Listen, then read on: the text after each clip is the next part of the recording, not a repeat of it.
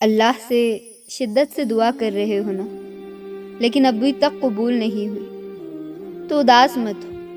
ایک تو اللہ آپ کو مانگتا دیکھ کر خوش ہو رہا ہے، دوسرا وہ تمہیں بہترین وقت پر دینا چاہتا ہے۔ تم یقین کے ساتھ دعا کرتے رہو، قبولیت ضرور ملیں گی انشاءاللہ۔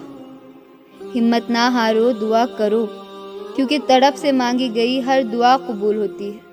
اگر کوئی تمہاری دعاؤں کا حصہ بن رہا ہے مسلسل، تو اللہ اسے تمہارے نصیب کا حصہ بھی بنا دے گا، اور ایک دن تمہیں یہ خوشخبری دی جائے گی کہ جسے تم اپنی دعاؤں میں مانگا کرتے تھے اسے تمہارے ہمسفر کے طور پر چن لیا گیا ہے۔ اللہ سے مانگتے رہو، کیونکہ جو اللہ سے مانگنا نہیں چھوڑتے، اللہ ان کے لیے ان کی چاہت میں بہتری پیدا کر دیتا ہے۔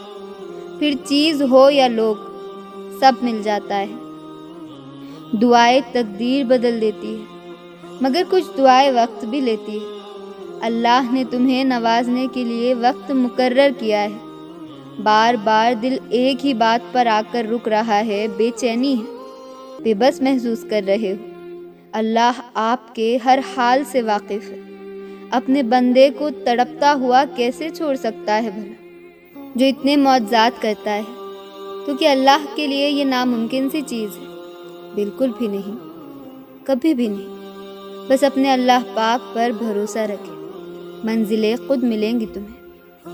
اگر تمہیں کبھی اس بات کی فکر ہو کہ میری دعا قبول ہوں گی یا نہیں، تو ہمیشہ اس بات پر غور کرو جو حضرت عمر رضی اللہ تعالیٰ عنہ نے فرمایا کہ میں دعا کرتا ہوں اور میں اس بات پر زور نہیں دیتا کہ یہ کیسے ہوں گی، کیونکہ اگر اللہ نے دعا کرنے کے لیے میری رہنمائی کی ہے تو ضرور اس کے ساتھ جواب بھی آئے گا۔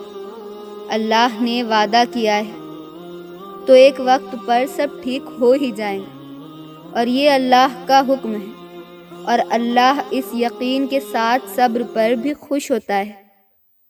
جس نے تمہیں بنایا ہے وہی تمہیں جوڑ سکتا ہے، اس کی محبت پہ شک نہ کرنا۔ وہ آزمائش میں بھلا کیسے اکیلا چھوڑ سکتا ہے؟ اس کے فیصلوں پہ یقین رکھو۔ وہ تمہارا غلط کیسے سوچ سکتا ہے؟ اس کو تو تمہارا ایک آنسو بھی گوارا نہیں۔ وہ بھلا تمہارا دل کیسے توڑ سکتا ہے؟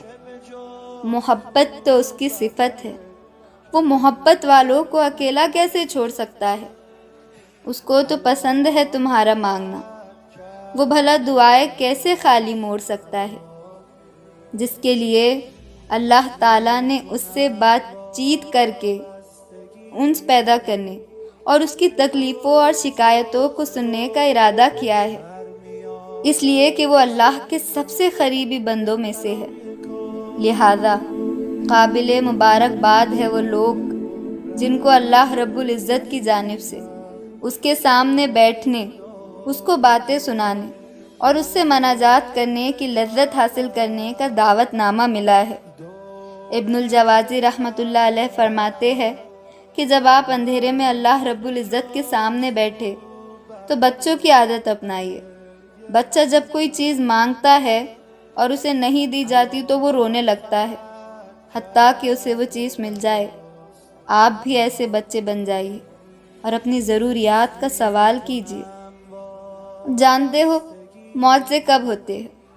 معجزے تب ہوتے ہیں جب ہمارے الفاظ ناکام ہو جاتے ہیں اور الفاظوں کی جگہ آنسو ہمارا حال دل بیان کرنے لگتے ہیں، جب ہمارے صبر کی آخری حد ہوتی ہے اور تمام دروازے بند نظر آ رہے ہوتے ہیں، مگر دل پھر بھی کہہ رہا ہوتا ہے بس تھوڑا صبر، اور یہ راستے تیرا رب خود بنائے گا۔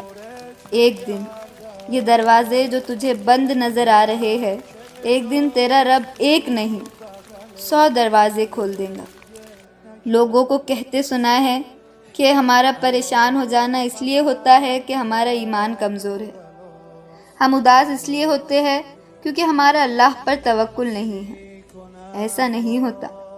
اگر ایسا ہوتا تو نبیوں کو خدا کبھی دکھ ہی نہیں دیتا، اور دیتا بھی تو اللہ کے ولیوں کی آنکھ سے ایک آنسو نہ گرتا، مگر نہیں، وہ بھی روئے تھے، وہ بھی اداس ہوئے تھے۔ کوئی بیٹے کی جدائی میں رویا تھا تو کوئی کربلا کے شہیدوں کو رویا تھا۔ اس کا مطلب یہ نہیں کہ اداس ہو جانا ایمان کی کمزوری ہے، اور یہ امتحان اللہ تعالی ہماری اداسی کا نہیں لیتا بلکہ ہمارے توکل کا لیتا ہے۔ آج ہم کسی چیز کو لے کے اداس ہے، دکھ میں بھی اللہ پر بھروسہ بنائے رکھنا، پھر چاہے ہم کتنے ہی اداس کیوں نہ ہو جائے، توکل ہمیشہ رہنا چاہیے، تو کل کو کسی چیز پہ خوش ہوں گے۔ ہم انسانوں کا مزاج تبدیل ہوتا رہتا ہے، لیکن توکل، ایمان اور بھروسہ تبدیل نہیں ہوتا اگر مضبوط ہو تو۔ اور یہی تو امتحان ہے